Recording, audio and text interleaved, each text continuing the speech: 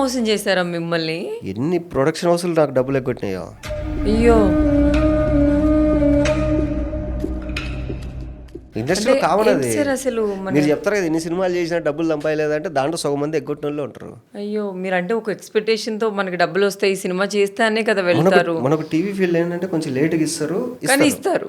YouTube ఏంటంటే ఇస్తారు కొంచెం, ఒక రోజు 2 రోజులు అటో ఇటో ఇస్తారు. బట్ మూవీ ఏంటంటే మనం ప్యాషన్తో వచ్చినాం కదా, వాళ్ళు పిలవగానే వెళ్ళిపోతాం, చేసేస్తాం. ఇదేమో పడిపోద్ది అది ఇది అంటారు, పడదు పెట్టదు. చాలా ఫేస్ చేసి కొంతమంది ముఖాన్ని చెప్పేస్తారు డబ్బులు ఇవ్వమనేసి, ఏది పని అంతా అయిపోయిన తర్వాత.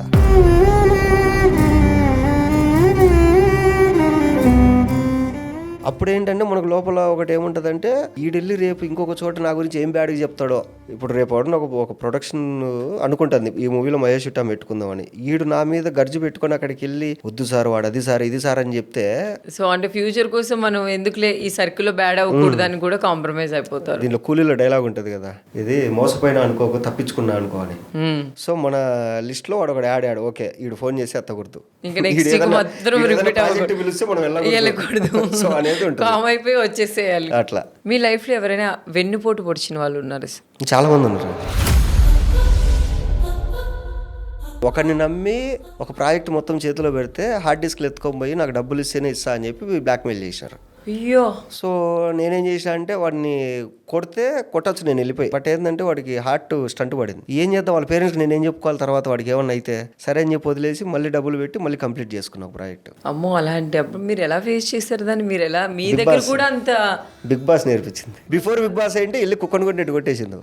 ఆఫ్టర్ బిగ్ బాస్ ఏంటంటే నేర్పించింది, ఓకే కూల్, ఆ పెంట నువ్వు ఇంట్లోకి తెచ్చుకోకూడదు అంతే. మీకు ప్లస్ అయిందా మైనస్ అయిందా బిగ్ బాస్? నాకు ప్లస్ అయింది.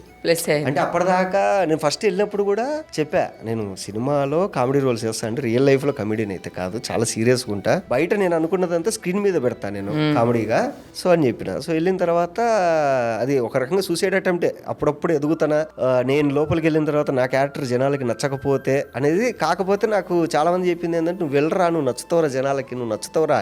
వెళ్ళిన తర్వాత అన్ని రోజులు ఉన్నారంటే అది మామూలు విషయం కాదు. మీకంటే పెద్ద సెలబ్రిటీస్ ముందే వచ్చి ఉన్నారు. నేను 2 వారాలు ఉంటే చాలు ఇల్లే పంపించేస్తారు నన్ను అనుకున్నా.